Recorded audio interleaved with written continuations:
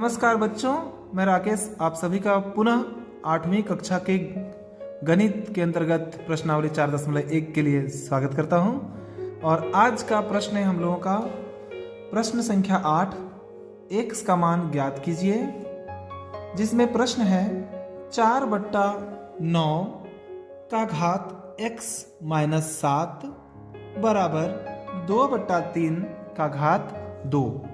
सीधे शब्दों में कहें तो 4/9 to the power x - 7 equal to 2/3 to the power 2, that means 2/3 square. हम लोगों को सॉल्व करना है इसको, और हम लोगों को देखना है कि x का मान क्या आएगा। यहाँ पर x दिया हुआ है, ठीक है। चलिए आगे बढ़ते हैं इस प्रश्न को हल करने के लिए। बच्चों, यह प्रश्न भी पिछले प्रश्नों की तरह ही बहुत ही आसान है, जिसमें घातांक के नियमों का प्रयोग करते हुए हम लोग इसको बनाएंगे। आप लोग गौर कीजिएगा, 4/9 का घात x - 7 बराबर 2/3 का घात 2 है। हम लोगों को किसी भी हालत में यहाँ का आधार भी 2/3 लाना है। अगर 2/3 आधार दोनों तरफ हो जाए तो इसके घात के अंक क्या होते हैं? समान होते हैं। ध्यान दीजिए, बहुत ही आसान है।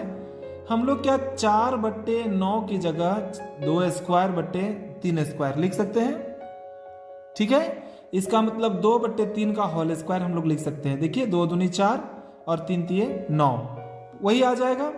लेकिन इससे हमारा फायदा क्या होता है, इसको हम इस रूप में लिखेंगे 2/3 का घातांक 2 का पूरा घातांक x - 7, ठीक है। इससे मेरा बेनिफिट क्या हुआ, फायदा, कि गौर कीजिएगा आधार समान होता जा रहा है।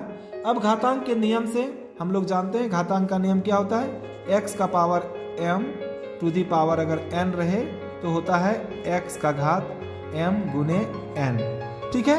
तो इस नियम के आधार पर हम लोग बनाएंगे। यहाँ पर देखिए कि घातांक जो है ये गुने हो जाएंगे। 2 गुना क्या हो जाएगा, x - 7, ठीक है।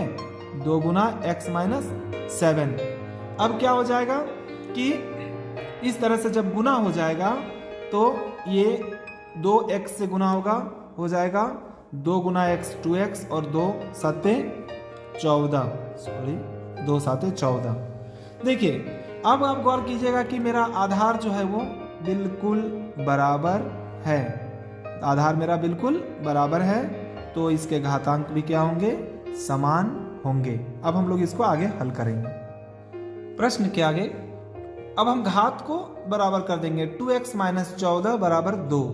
इसको हल करेंगे, x का वैल्यू आएगा 2x बराबर 2 जोड़ 14। आपको पता है बराबर के उधर जाने से इसका चिन्ह जो है माइनस है वो प्लस हो जाएगा। फिर हो जाएगा 2x इक्वल टू 16, 2x बराबर 16। उसी प्रकार x बराबर हो जाएगा 16/2। ये डिवाइड होके x का मान कितना आ जाएगा बच्चों, x बराबर 2 8 16 यानी कि 8। ये हमारा उत्तर हुआ, ठीक है। फिर अगला प्रश्न देखते हैं। अगला प्रश्न है प्रश्न संख्या 8 का दूसरा नंबर, 2 का घात 3x बराबर 8 का घात 2x जोड़ 1। इसको हल करते हैं हम लोग। फिर उसी तरह से हल करना है, कोशिश करना है कि ये आधार जो है ये समान हो जाए। तो इधर तो 2 का 2 ही रहेगा, 8 को हम लोग बदलने का कोशिश करेंगे। आपको पता है 8 का लॉ निकालेंगे तो क्या होगा, 2 चौके 8, फिर 2 से निकालेंगे 2 दूनी 4, 2 1 2। गौर कीजिए, यानी कि 2 गुने 2 गुने 2, यानी कि हम लोग लिख सकते हैं इसे 2 का घात 3 बराबर 8। 8 की जगह पे हम लोग 2 का घात 3 लिख सकते हैं, ठीक है। चलिए हल करते हैं। 2 का घात 3x बराबर हम लोग लिख सकते हैं 2 का घात 3, 2 दूनी 4 दूनी 8 होता है। 2 का घात 3 का घात 2x + 1। अब गौर कीजिएगा, फिर से घातांक के नियम से ये दोनों पावर क्या हो जाएंगे, घात क्या हो जाएंगे, गुना हो जाएंगे। यानी कि 2 का घात 3 गुने 2x + 1। इसके बाद हम क्या करेंगे ना, यहाँ पर गुना जब हो जाएगा, इधर हम लोग जो कहते हैं लिखते जाएंगे। 2 का घात 2 3 दूने 6x और 3 1 3, ये लिख दिए। अब गौर कीजिएगा, यहाँ पर आधार जब बराबर है तो मेरे घात के अंक भी क्या होंगे, बराबर होंगे। इसलिए हम लोग लिख सकते हैं 3x equal to 6x plus 3।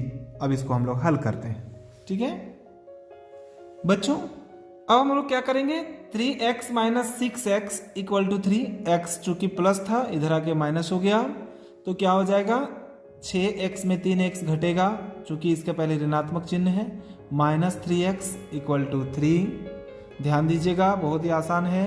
अब माइनस 3 जो है x के साथ गुना है, इधर आके क्या हो जाएगा, भागा हो जाएगा, माइनस रह जाएगा 3/3।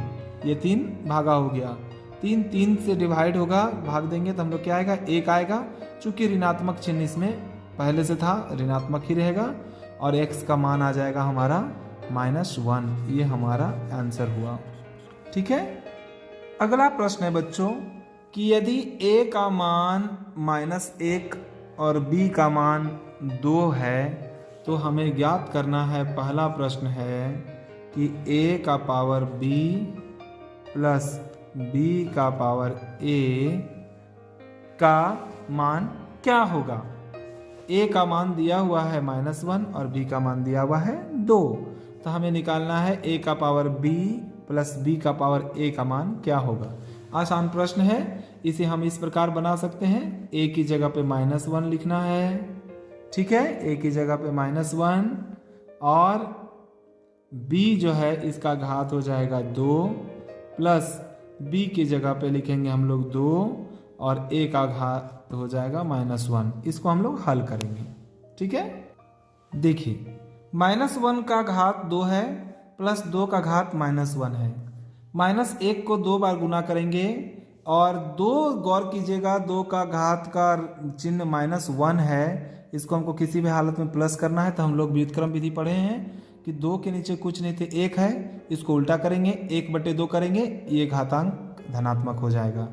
देखिए गौर कीजिएगा, इधर जो कहते हैं अभी लिखना है 1/2 कर देंगे तो इसका घातांक का चिन्ह प्लस हो गया।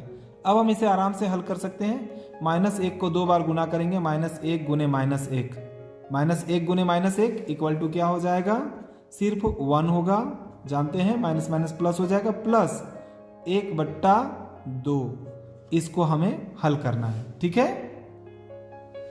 1 प्लस 1/2 को हल करेंगे तो 2 आएगा लसा।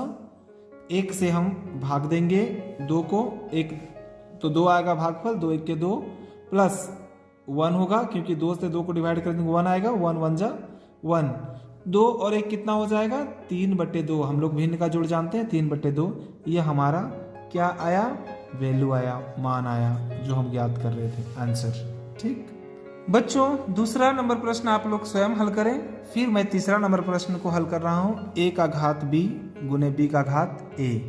आपको पता है a की जगह क्या लिखेंगे, -1 का घात क्या हो जाएगा 2 गुने b का वैल्यू क्या है 2 और इसका हो जाएगा -1। बस अब आपको करना क्या है, यहाँ पर भी सेम वही चीज करना है। 1 2 बार गुना होगा, -1 2 बार गुना होगा 1 आएगा जैसा मैंने पहले प्रश्न बनाया, इनटू यहाँ पर फिर से हमें व्युत्क्रम करना है 1/2। जैसे ही करेंगे हम इसका घात 1 हो जाएगा और हल करना ये आसान हो गया। 1 गुने हो गया 1/2, 1 को 1 से गुना करेंगे क्या आ जाएगा हमारा वैल्यू, हमारा आ जाएगा वैल्यू 1/2। ये हमारा रहा मान, ठीक है। तो इस प्रकार यह प्रश्नावली समाप्त हुआ। उम्मीद करेंगे कि आप सभी को बहुत अच्छा लगा होगा। धन्यवाद, मिलते हैं अगले वीडियो में।